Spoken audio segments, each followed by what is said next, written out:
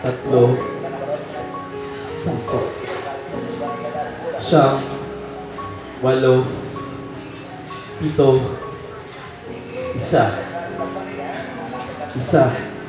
Isang pikit ko lang, pero wala ka na. At sa pagdilat ko, ako na lang mag-isa. Isang iglap lang kaagad tapos na. Isang iglap lang nung matapos kong iguhit sa ating mga palad at tadhanan, tayo mismo ang humulma. Nakita ko ang tayo sa gitna ng dilim. Nagpasya tayo. Nagpasya tayong maglaro ng tagutaguan. Pero kahit na magbigay ng liwanag ang buwang nakamasid sa ating kinalalagyan, ang ibong pumapagaspas sa ibabaw ng luntiang halamanan, kahit na mamumukadkad ang 1,000 bulaklak, hindi ko natiyak. Hindi ko natiyak kung sapat pa ba ang 10 bilang para muli mo akong balikan. Mahal, hindi mo ba ako mahal para hindi mo balikan? Marahil ay sinanay na tayo sa laro ng salisihan. At magsisimula ako sa isang patawad. Magsisimula ako sa isang patawad. Patawad dahil hanggang 10 bilang lang ang kaya ko. Isa nung sinabi mong mahal din kita at kasabay nun ng paglipad ng mga paru-paro sa hardin, tayo lamang ang may alam. Sa halaman ng tayo ang nagdidilig gamit ang tunay at dalisay na pag-ibig. Kasabay nun ang pag-ikot ng mundo nating dalawa, sabay sa ritmo ng ating pag-ibig. Kasabay din nun ang pangalawa kong bilang, dalawa. Dalawa tayong nagmamasid sa buwan at hiniling sa alapap ang totoong pagmamahal. Dalawa tayong naglalampungan sa ilalim ng pag-ibig ng mga pusong nag-aawitan. Dalawa tayong nangarap na abutin ang mga bituin sa atin lamang nakalaan. Tatlong rason kung bakit kita minahal. Wala kang katulad, walang katumbas, walang makahigit sa'yo. Nilangoy natin ang ilog ng panghuhusga, apoy ng pangungutya, mga bukirin ng pagsubok, pahirap, at kapwa tayo nanumpa sa isa't isa. Nanumpa tayo. Mahal, kaya natin to, babe. Kaya natin to, bangga. Pagkatapos nun, sabay tayong umahon sa gitna ng ilog na pawang rosas ang bumubulwak sa daluyan. Sabay nating nilasak ang hatid na samyo ng mga bulaklak sa ating pag-iisa. Pang-apat ay hindi ko alam ang pang-5 dahil sa aking pang-6 at inagaw ka nila. 7, at nariyan ka muli pero hindi lang tahawak. Mahal, bumitaw ba ako? Bumitaw na ba tayo?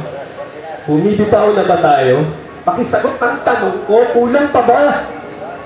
Kulang pa ba ang isang pag-ibig na may 2 matang nanimikluhod, 3 personang sinasamba ka, 4 na buwang panunuyo, 5 daliring hinawakan ka, sa 6,000 parusa, hanggang sa 7 taludtod ng tula kong inialay sa'yo, dahil pang 8. Wala ka na sa piling ko. Nakikita pa rin kita sa mga alapaap pero hindi na kita mahagkan. Hindi na kita mahawakan. Hindi na kita mahagkan. Gusto mo bang sanayin na lang ako sa hatid mong pighati? Pero umaasa pa rin ako. Mag-isa kong sinoong ang mapanganib na ilog. Magbabaka sakali na sa pag-ahon ko ay sasabayan mo ako. Sa saliw ng mga bulaklak. Sa ibabaw ng halamanan na dinadapuan ng mga paru-paro. Sa dako ng aking pusong lupaypay at walang malay pang siyang naglaho ka na. Wala ka na. Ganito ba talaga ang guhit ng tadhana?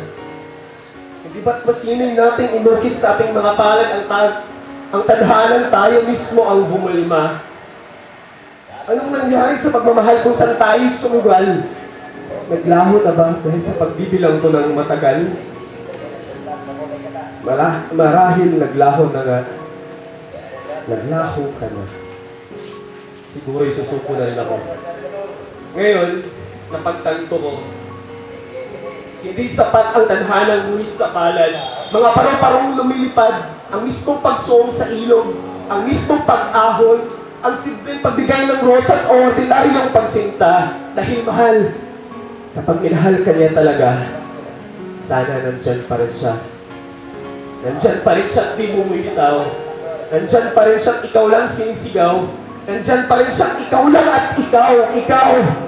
Ikaw. Puro na lang ikaw. Pang 10.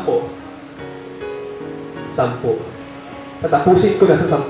Sa 10 bilang. Patawad kahit na bumalik ka pa o pumanhik ka pa. Patawad kahit na muling manumuyo ang paro-paro sa mga bulaklak at halamanan. O kung muli ka pang susuong sa mapanganib na ilog ng pag-ibig.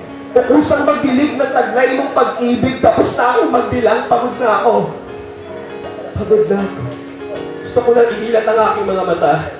Ayaw ko na ulitin pa ang pagbibilang mula 1 hanggang 10. Pagod na ako. Pagod na ako sa tago-taruang ako lang pala ang laging taya. Tapos na akong magbilang, tapos na. Pero bago ko tapusin ang tulang ito, mahal, isagot ang tanong ko. Pakisagot ang isang tanong ko. Hindi mo ba hinahanap ang nawawala sa'yo? Thank you po.